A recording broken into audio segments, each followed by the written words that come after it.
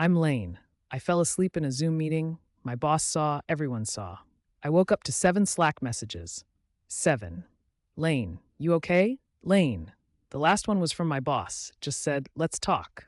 I thought I could function on 4 hours of sleep, maybe 3 if I really pushed it. I'd been doing it for I don't even know how long. Months? A year? Time gets weird when you're that tired. I'd work until 2 a.m., be back online at 6 a.m., coffee for breakfast, coffee for lunch, more coffee at 3 p.m. when the crash hit. I told myself I was productive, efficient, a go-getter. I was a disaster, a walking disaster in the same hoodie I'd worn for 3 days straight. It smelled like old coffee and desperation. But it was my hoodie, my disaster uniform. And then, 10 a.m. meeting, camera on. I remember thinking, just get through this. I blinked. When I opened my eyes, the meeting was over. My screen showed my own face, frozen, head back, mouth open. That little Zoom window, that tiny square of shame. Everyone had seen it. My coworker had screenshotted it. She sent it to me later with a little heart emoji like that, made it less mortifying. Everyone kept saying the same thing. You need to wind down before bed, stop working so late, put your phone away. Yeah, sure. That will fix everything. Like I hadn't thought of that. I tried. For like 2 nights. I'd close my laptop at 10 p.m., pat myself on the back, real proud. Then I'd grab my phone, just gonna check Slack real quick. 3 hours later, I'm stressed scrolling Twitter, reading work emails, and somehow watching a YouTube video about whether hot dogs are sandwiches.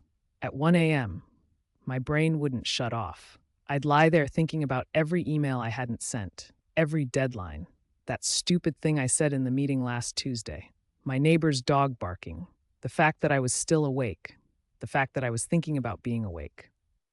So I'd get up, make coffee. If I'm going to be awake, might as well be productive. I was very productive at 2 a.m., very productive at making everything worse. I read somewhere you're not supposed to have caffeine 6 hours before bed. 6 hours. I did the math. If I wanted to sleep by midnight, no coffee after 6 p.m. I had my last coffee at 5:59 p.m. I'm not kidding. I set a timer. Then I tried to quit. Cold turkey. Day 1, I had a headache so bad I thought my skull was cracking open, like actually splitting apart. I couldn't focus on anything. My boss asked me a question in a meeting and I just stared at her. For a full 10 seconds. She said, Lane? And I said, yeah, but I had no idea what she'd asked. Day 2, I fell asleep at my desk at 3 p.m., not in a meeting, just face down on my keyboard. Woke up with QWERTY imprinted on my cheek. Day 3, I caved, made a pot of coffee at 9 p.m., drank the whole thing. Didn't sleep at all that night. Not even a little bit. I just lay there, heart racing, furious at myself, watching the ceiling fan go round and round and round. I'd somehow made it worse, which I didn't think was possible. Someone told me alcohol helps you sleep, like scientifically, it relaxes you or whatever. I don't really drink, but I was desperate, so desperate. I bought a bottle of wine, drank 2 glasses at 10 p.m. I fell asleep immediately. I was like, oh my God, this is it. This is the solution. Why didn't I try this months ago? I woke up 3 hours later, wide awake, heart pounding, mouth like sandpaper, head throbbing. It was 1 a.m. and I was more awake than before, more anxious. I could feel my heartbeat in my eyeballs. I tried again the next night. Same thing, asleep fast, awake faster. By night 3, I was drinking wine to fall asleep, then lying awake from 2 a.m. to 6 a.m., then chugging coffee to function, then drinking wine again.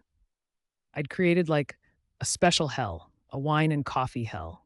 I was cycling between substances just to exist. At one point, I caught my reflection in the bathroom mirror at 4 a.m., holding a wine glass in one hand and a cold brew in the other, and I thought, yeah, this is fine. This is totally normal. My best friend Maya came over, unannounced, just showed up. I answered the door in my disaster hoodie.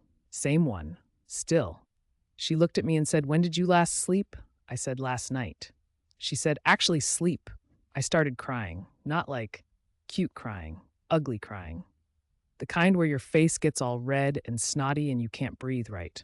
I told her everything. The meeting, the wine, the 2 a.m. coffee, the feeling that my brain was trying to escape my skull. She didn't say, just relax or try melatonin or any of that useless stuff people say. She said, "You're going to a doctor." I said, "I don't need a doctor. I just need to sleep."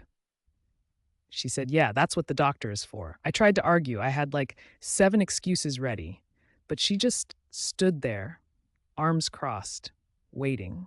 She literally pulled up the clinic website on her phone and stood there while I made the appointment.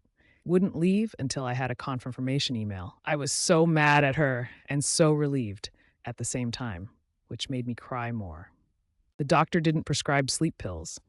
I was kind of hoping he would, like give me the magic fix.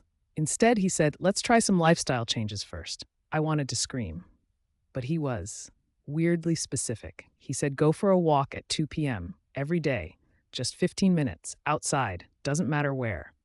That was it. That was the assignment. I thought it was stupid. What's a walk gonna do? But I did it.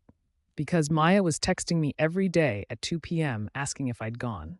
Day 1, I walked around the block. It was fine, whatever. Day 3, I noticed I didn't crash as hard at 3 p.m. Day 5, I slept until 3 a.m. instead of being awake all night. It wasn't good sleep, but it was something. After 2 weeks, the doctor added one more thing: no phone in the bedroom. I laughed at him. He said, "I'm serious. Charge it in the bathroom." I did it. I hated it. The first night I got up at midnight to get my phone and just stood in the bathroom, staring at it, feeling like an addict. But I left it there. Went back to bed, didn't sleep, but I didn't scroll. Small victories. I still have bad nights. Last week, I was up until 2 a.m. because my brain decided to replay every awkward conversation I've had since 2015. But most nights. Most nights I sleep, like actual sleep, the kind where you wake up and hours have passed and you don't remember the ceiling fan. I'm wearing the same hoodie right now, same disaster hoodie from the Zoom incident, but it's clean and I'm not holding coffee like my life depends on it. I take walks at 2 p.m., even when it's cold, even when I don't want to. My phone lives in the bathroom at night. I hate it, but I do it.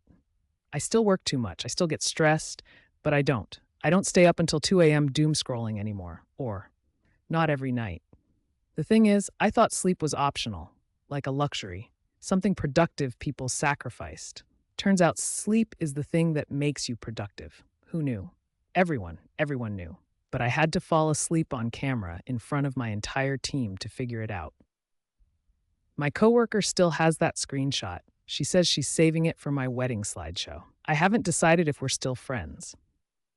If you've ever fallen asleep somewhere embarrassing or lied about how much sleep you're getting, or just felt like your brain won't shut off, you're not alone. Drop a comment. Tell me your disaster sleep story. I actually read them. Promise. And if you want more confessions from people who are barely holding it together, hit subscribe. We're all disasters here. Some of us just sleep better now.